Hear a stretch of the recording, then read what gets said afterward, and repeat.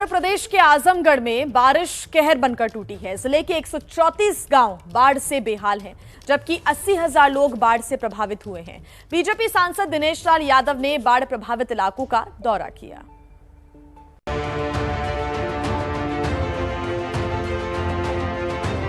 पूरा इलाका पानी में डूबा हुआ है। तस्वीरें यूपी के आजमगढ़ की हैं। सरयू नदी में उफान से गांव के गांव पानी में डूब गए हैं।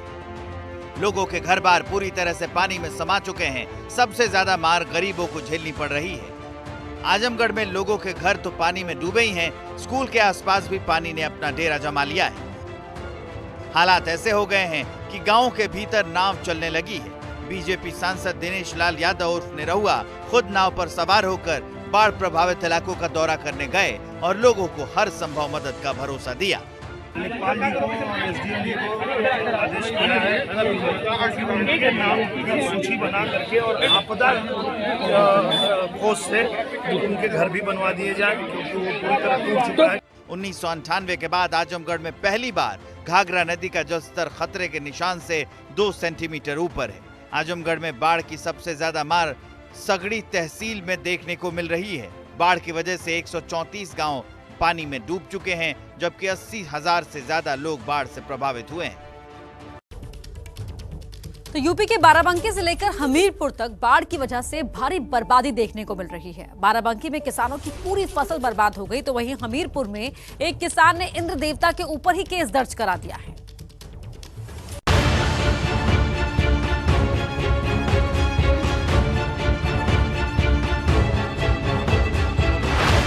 आपके टेलीविजन स्क्रीन पर 2 तस्वीरें हैं और ये दोनों तस्वीरें यूपी के बाराबंकी जिले की हैं, जो बाढ़ से बदहाली और बेबसी को बताने के लिए काफी है। गांव के गांव पानी में डूब चुके हैं और लोग सड़क पर खुले आसमान के नीचे टेंट लगाकर शरण लिए हुए हैं।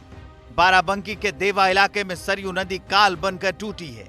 किसानों और गरीबों पर बाढ़ का सबसे ज्यादा असर हुआ है, लिहाजा लोग नाव के सहारे सैलाब को पार कर रहे हैं। बाढ़ की वजह से किसानों की सैकड़ों एकड़ फसल बर्बाद हो गई। के तमाम ग्रामीण क्षेत्र हैं जहां पर जो है आज चारों तरफ पानी भरा हुआ है और उन पानी में जो है जो धान की और जो गन्ने की, साथ ही साथ जो हरी सब्जियां हैं, उनकी खेती जो है पूरी तरह से प्रभावित हो गई है। साथ ही साथ बात अगर बाराबंकी के घाघरा सरयू नदी की करें तो यहाँ भी बाराबंकी की जो 3 तहसीलें राम सनेही घाट, रामनगर और सिरौली गौसपुर है, वहाँ पर जो है वो उनके सैकड़ों गांव जो है बाढ़ के पानी में घिरे हुए हैं। बाराबंकी में किसान तो बाढ़ की मार झेल ही रहे हैं, वहीं हमीरपुर में एक किसान बारिश से हुई बर्बादी के लिए इंद्र देवता के खिलाफ मुकदमा ठोकने पर आमादा है। Bollywood film oh my God की स्टाइल में परेश रावल की तरह भारतीय किसान यूनियन के नेता ब्रजकिशोर लोधी इंद्र देवता के खिलाफ शिकायत दर्ज कराने कोतवाली पहुंच गए।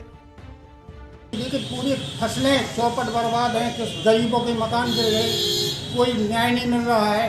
अगर किसी इंसान ने किया होता तो उसके खिलाफ शिकायत करती। ये तो केवल भगवान देवता ने ही किया है। किसान संगठन के नेता की शिकायत पर केस तो दर्ज नहीं हुआ, लेकिन डीएम ने नुकसान की भरपाई का भरोसा जरूर दिया है। मेरे द्वारा राजस्व विभाग के सभी कर्मचारियों को इस आशय के निर्देश दे दिए गए हैं कि फसलों का और घरों का जो भी नुकसान हुआ उसका आकलन कर लें और शीघ्र उनको जो भी आपदा के संबंध में राहत दी जानी है उसके संबंध में कार्रवाई करें। यूपी के 18 जिलों में कमोबेश यही हाल है। सबसे ज्यादा मार किसान ही झेल रहे हैं, लिहाजा प्रशासन को चाहिए कि जल्द से जल्द नुकसान की भरपाई करे।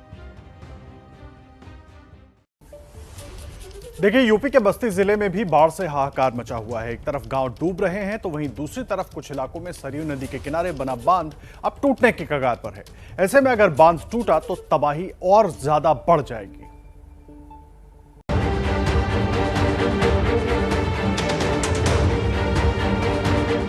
बाढ़ से बदहाली की ये तस्वीरें यूपी के बस्ती जिले की हैं, जहां गांव के गांव पानी के आगोश में समा चुके हैं। इन तस्वीरों को देखकर गांव वालों के दर्द को समझा जा सकता है, लेकिन उसका एहसास वही कर सकता है जिसका सब कुछ बाढ़ में बर्बाद हो गया।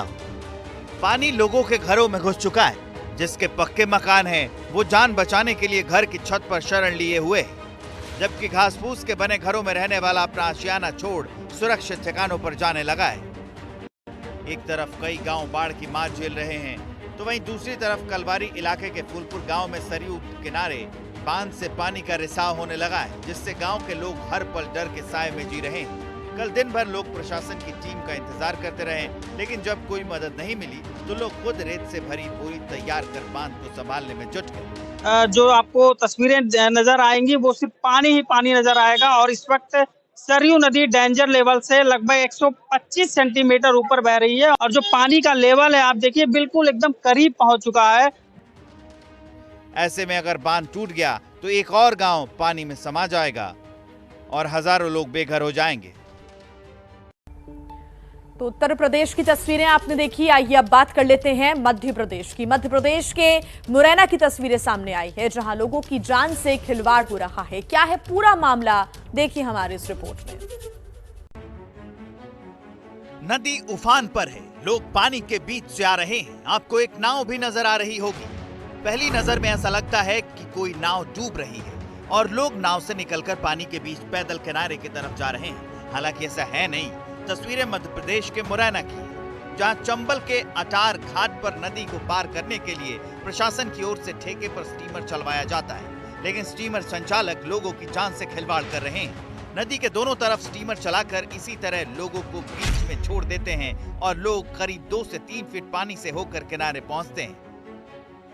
यह स्टीमर 2 राज्यों के बीच आवागमन का बड़ा साधन भी है। बड़ी संख्या में श्रद्धालु हर रोज राजस्थान के करौली में काला देवी माता मंदिर के दर्शन के लिए जाते हैं। आरोप है कि स्टीमर संचालक लोगों से एक तरफ ज्यादा किराया वसूल करते हैं, तो वहीं दूसरी तरफ लोगों की जान से खिलवाड़ भी करते हैं। इस बारे में जब मुरैना के डीएम नरोत्तम भार्गव से बात की गई तो उन्होंने स्टीमर संचालक के खिलाफ कार्रवाई की बात कही। बड़ी लापरवाही है इसमें। हम स्टीमर संचालक और जनपद पंचायत के माध्यम से इसमें ऑक्शन प्रक्रिया होती है। हमने आज दोनों को नोटिस दे रहे हैं और जनता की सुरक्षा के लिए जो प्रबंध हैं वो तत्काल कराए जाए। अगर पानी कम होने की वजह से ऐसा किया जाता है तो सवाल ये है कि जहां तक स्टीमर पहुंचता है वहां से किनारे तक यात्रियों के आने जाने के लिए वैकल्पिक इंतजाम क्यों नहीं किए गए।